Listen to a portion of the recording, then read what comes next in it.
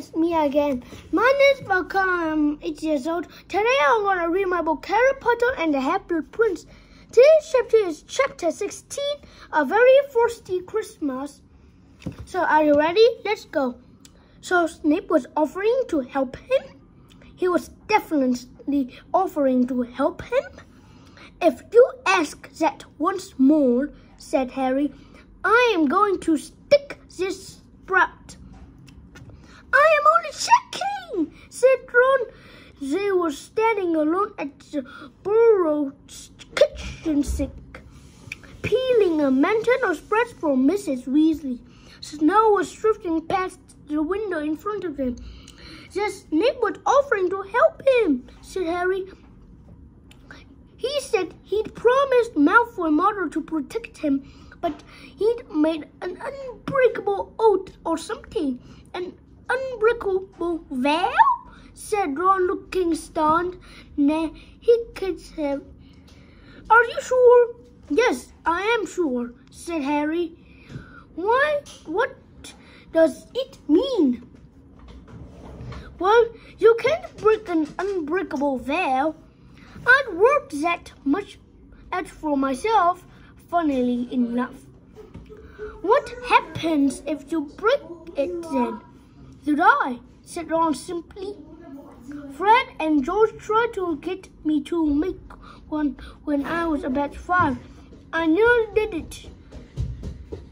I nearly did too. I was holding hands with Fred and everything when Dad found us. He went mental, said Ron with a... What happens if you break it? You said Ron simply. Fred and George tried to get me make once when I was about 5. I nearly did it too. I was holding hands with Fred and everything when Dad found us. He went mental, said Ron with a reminiscent gleam in his eyes. Only time I ever seen Dad as angry as Mom. Fred reckons his left buttock has never been the same since. Yeah, well, passing over Fred's left buttock. I beg your pardon, said Fred's voice as the twins entered the kitchen. Oh, George, look at this. They're using knives and everything. Bless them. I'll be 17 in 2 and a bit much time, said Ron grumpily. And then I will be able to do it by magic. But meanwhile, said George, sitting down at the kitchen table and putting his feet up on it, we can enjoy watching you demonstrate the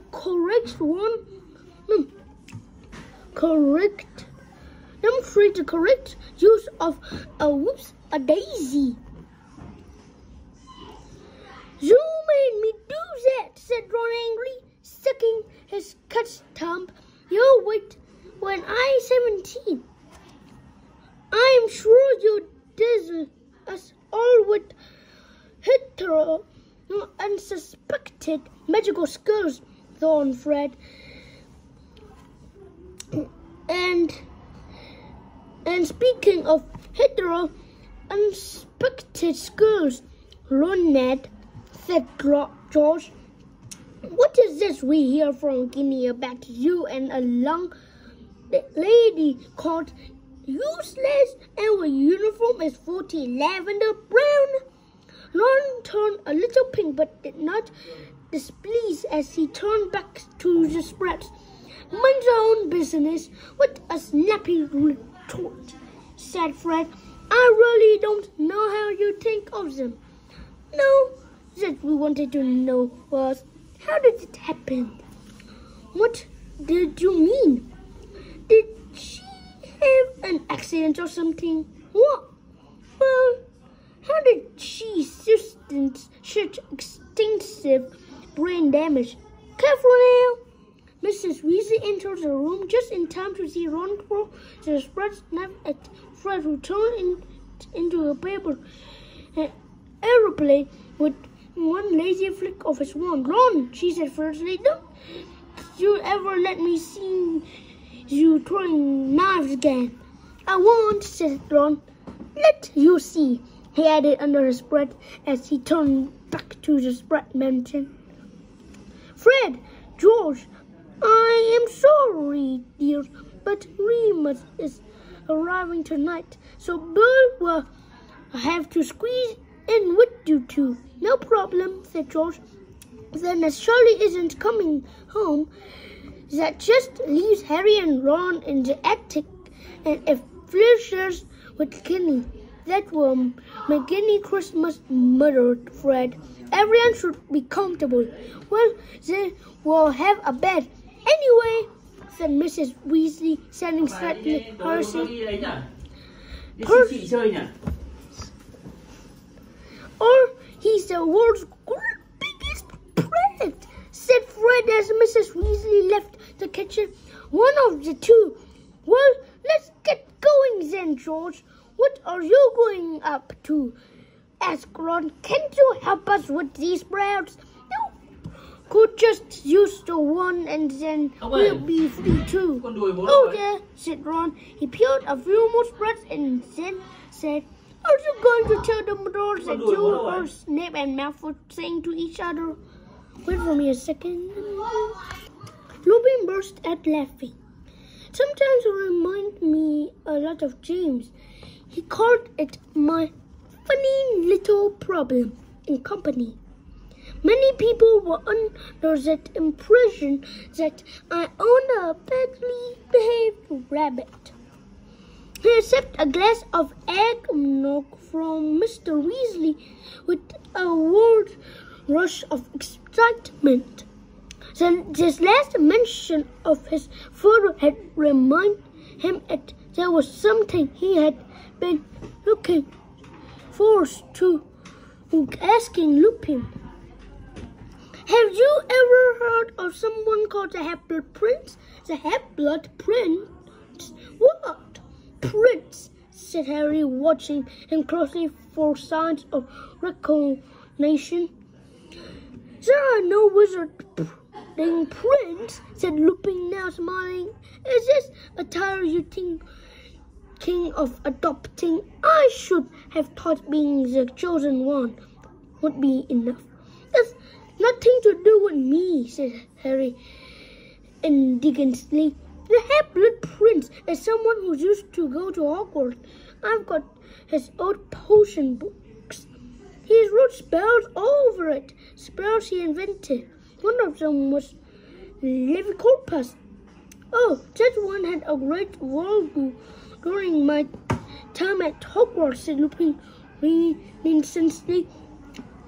There were a few months in my 5th year when you couldn't move for being hoisted into the air by my ankle. My dad used it, said Harry. I saw him in the pensive. He used it on Snape.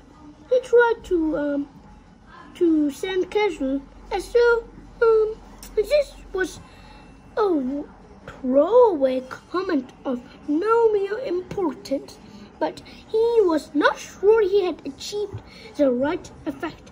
Lupin's mind was too understanding. Yes, he said, but he wasn't the only one. As I say, it was very popular, you know, how these spells come and go. But it sounds like it was invented while you were at school, Harry persisted. Not necessary, said Lupin. Just going and out of fashion like everything else. He looked into Harry's face and said quietly, James was poor blood, Harry, and I promised you he never asked us to call him Prince. Abandoning pretense, Harry said, it wasn't serious, or you, definitely not. Oh, Harry stared into the forest.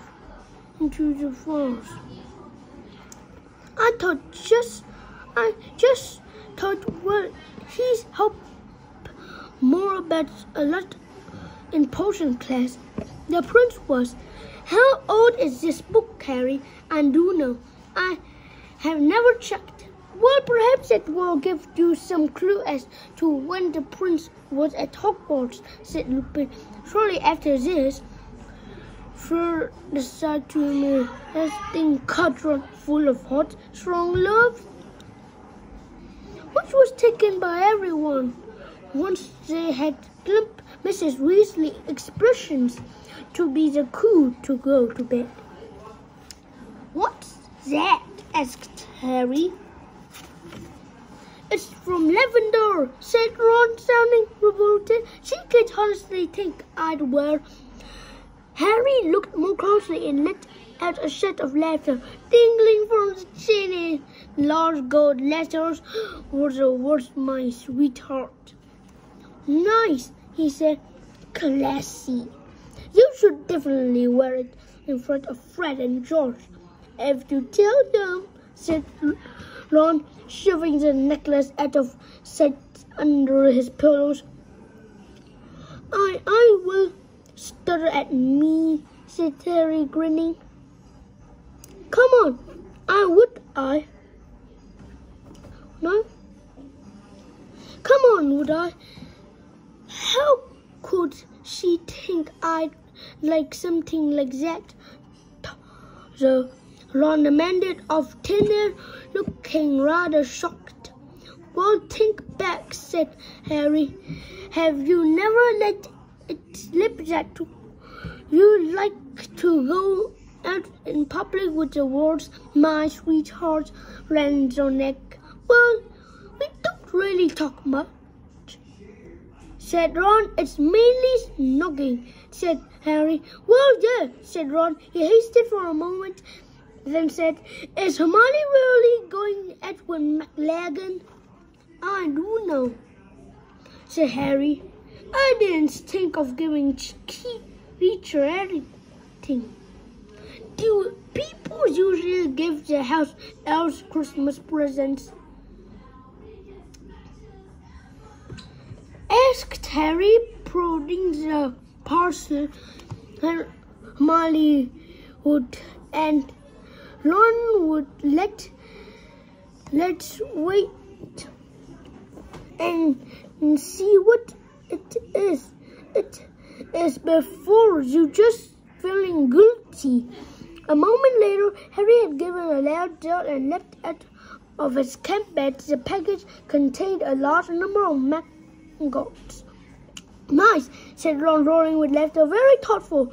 I'd rather have them than that necklace," said Harry, which threw Ron up at once. Everybody was wearing new sweaters.